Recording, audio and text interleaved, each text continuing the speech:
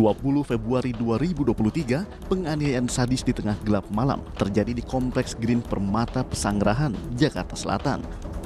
Walau hanya Mario yang menganiaya David Ozora, Shane dan anak AG yang ada di lokasi disebut turut merencanakan penganiayaan tersebut. Saat itu Shane diminta untuk merekam aksi penganiayaan yang dilakukan Mario Dandi. Buntutnya, Shane harus menerima vonis hakim hukuman 5 tahun penjara pada 7 September 2023. Seperti apa ayahanda dan keluarga Shane menyikapi vonis yang dialamatkan kepada anaknya?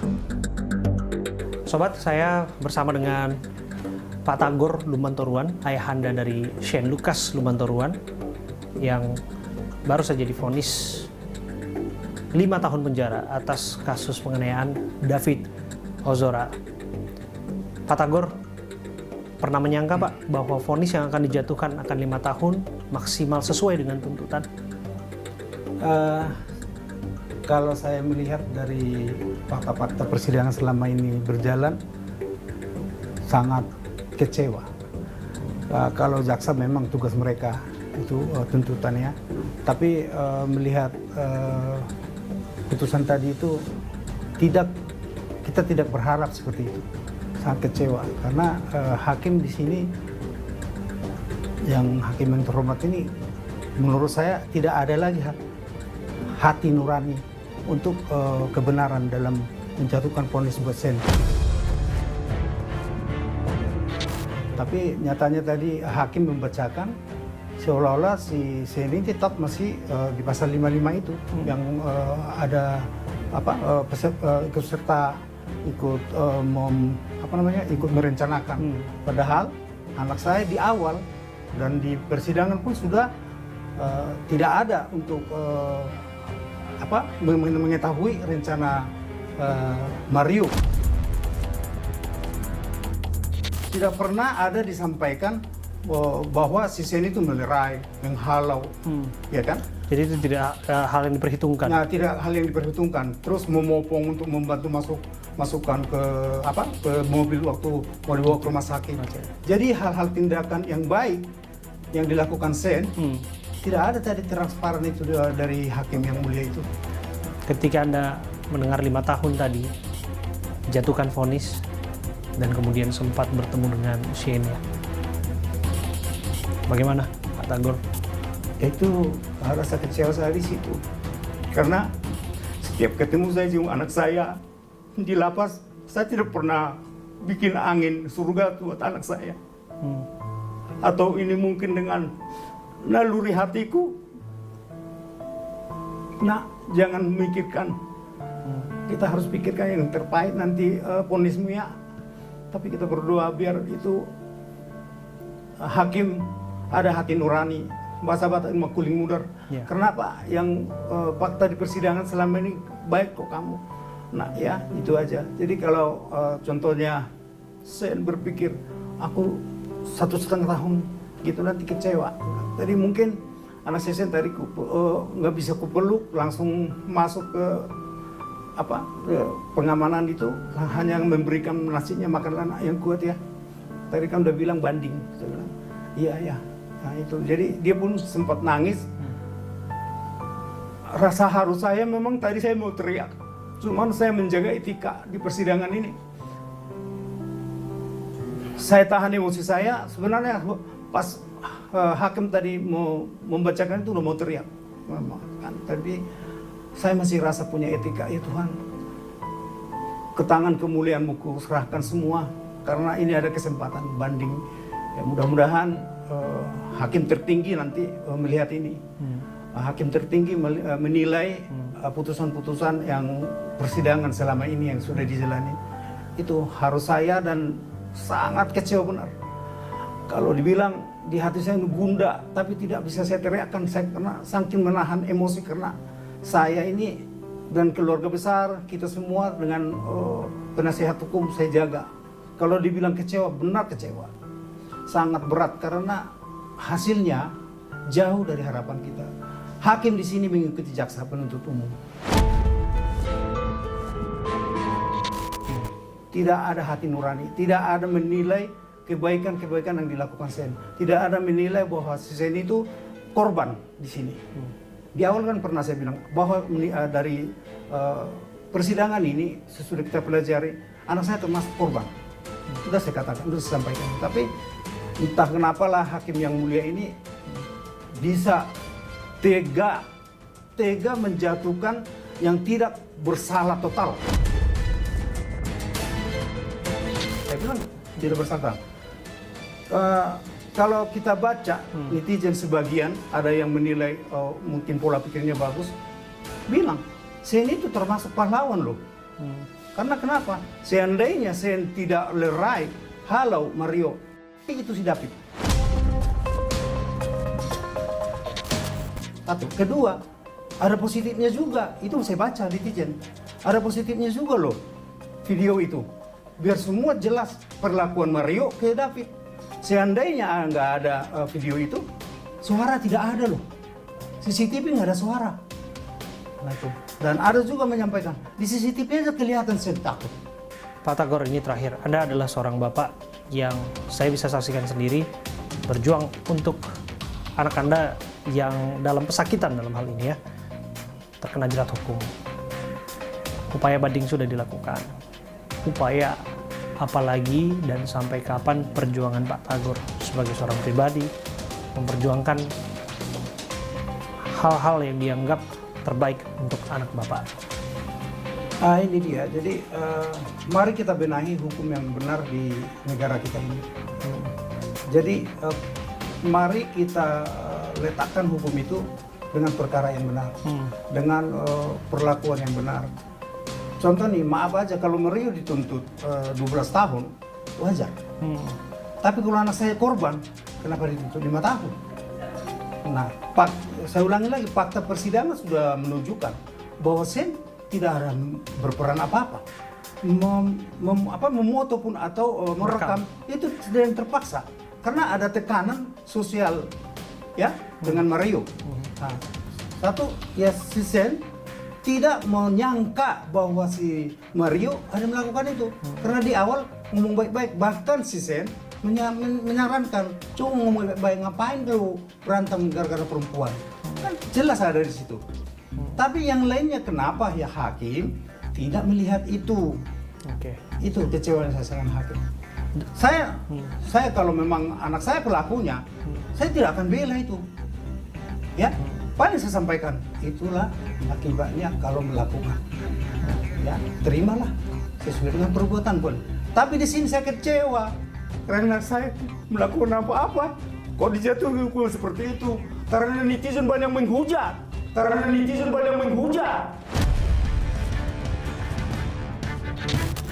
Ini kecewa saya Pak Hakim yang mulia ini. Hati nuraninya tidak ada buat anak saya. Sudah semua menyaksikan anak saya baik, anak saya tidak melakukan apa-apa. Kalau hanya memvideokan dibawa, jadi menjerat hukuman untuk anak saya tidak terima. Karena Bapak Profesor Parji juga sudah menyatakan itu. Sudah dijelaskan ahli. Kalau hakim tidak menghargai Bapak Profesor ini, saya tidak tahu lagi. Kalau hakim tidak bisa keputusan dengan hal kebaikan yang sebenarnya dengan anak saya tidak tahu ngomong apa lagi.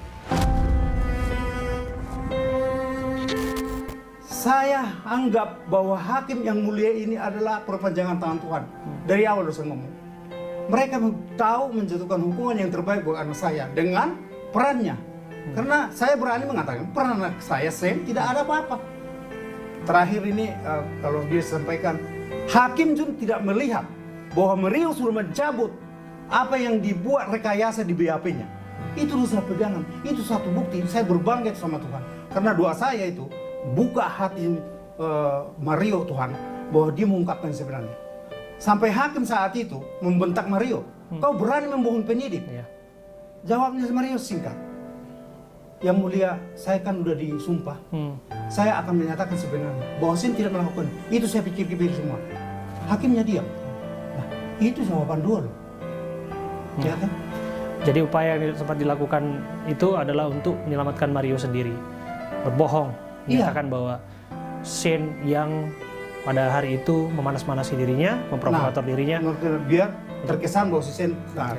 Itu ternyata Ya, Mario pun sudah cabut, sudah menyatakan di Oke. persidangan. Itu malah jalannya, makanya saya bilang, kenapa hakim tidak melihat ini, fakta-fakta persidangan ini. oke. Terima kasih sekali lagi ya. Terima kasih sekali lagi. Baik, terima kasih. Pak Tagor Lumbantoruan, ayah dari Shane Lucas, sudah berbincang bersama saya, Abraham Silaban.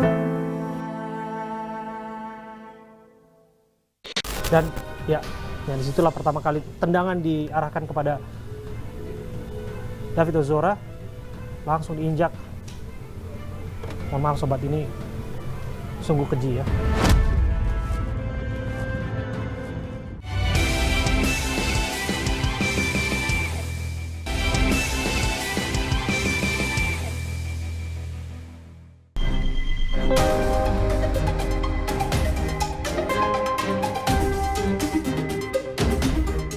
Sobat, persidangan kasus penganiayaan David Ozora dengan terdakwa Mario Dandi Satrio dan Shane Lucas Rotua Lumbantoruan terus bergulir. Publik tentu punya anggapan masing-masing terhadap penganiayaan yang dilakukan terhadap David Ozora. Tapi sah-sah saja apabila publik menilainya dari satu video, rekaman video yang terlanjur viral di media sosial yang pada akhirnya menuai rasa simpatik publik atas apa yang terjadi kepada David Ozora. Dan untuk memberikan gambaran yang utuh, jelas terang mengenai apa yang sungguhnya terjadi di malam ketika penganiayaan terhadap David Ozora itu dilakukan, saya, Abraham Silaban, mendapatkan CCTV. Ini untuk pertama kali. Saya mendapatkan 42 menit rekaman CCTV di komplek perumahan di daerah Pesanggerahan, Jakarta Selatan. Dan untuk pertama kalinya juga, dalam program AB Plus, saya, Abraham Silaban, akan membuka kepada Anda semua CCTV ini untuk melihat peran masing-masing terdakwa dan peran orang-orang dan siapa-siapa saja yang ada di sana. Nah, ini menarik nih. Di menit 19.01.39 atau pukul 7 malam ya, lewat 1 menit, ada petugas security nampaknya ini ya, yang melintas ya. Melintas, berhenti sejenak dan bicara dengan Mario Dandi.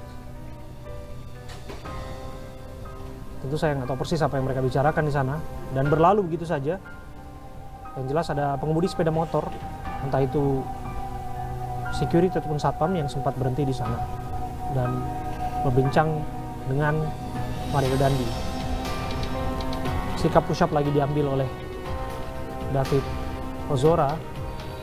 Nampak bincang bertiga ya, AG, Shane dan Mario Dandi.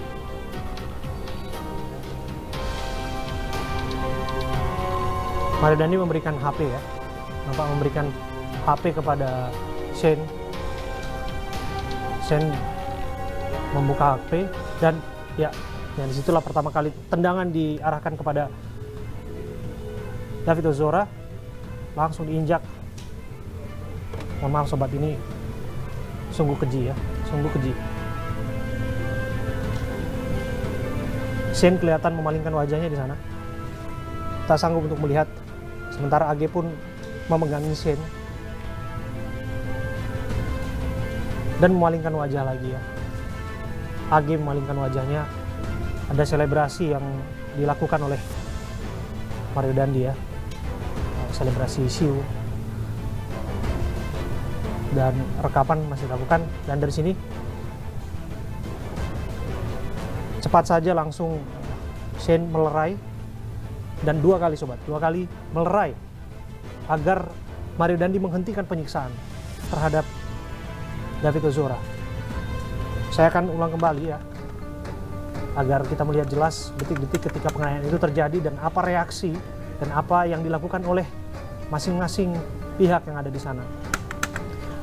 Penganiayaan itu dilakukan tepat di pukul 19:03 di mana saat sikap push up diambil oleh David Ozora, tiba-tiba HP diberikan Mario Dandi kepada Shane Lucas, dan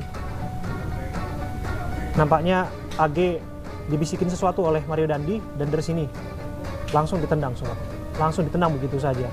Dan nampaknya pun Shane dan AG kaget dan mundur tuh, mereka berdua mundur, kelihatan mundur, dan tak mampu nampaknya melihat dan menyaksikan penyiksaan itu, dan AG pun nampak menyembunyikan dirinya dan sambil melingkarkan wajahnya, ya, menang lagi dan melakukan selebrasi.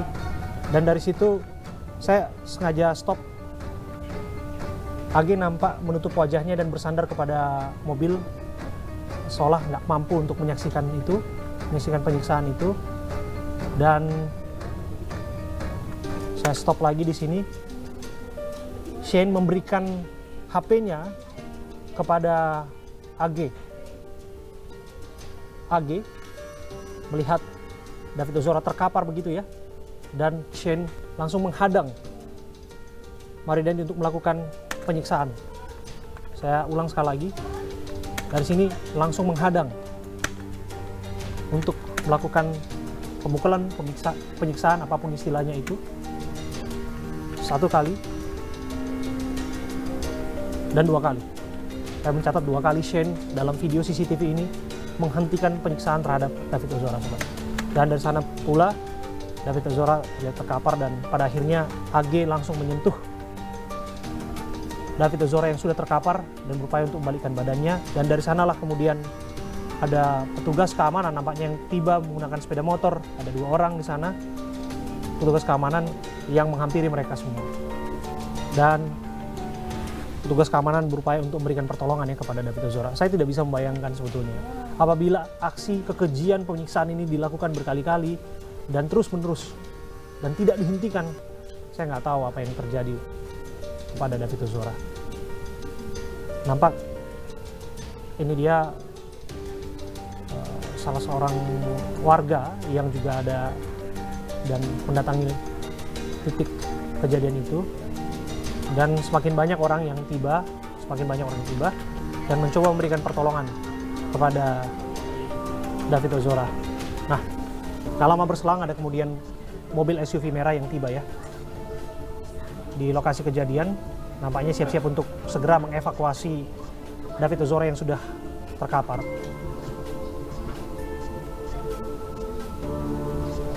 Dua petugas keamanan mengangkat David Ozora, dibantu oleh Shane. Shane juga membantu menggendong dan mengevakuasi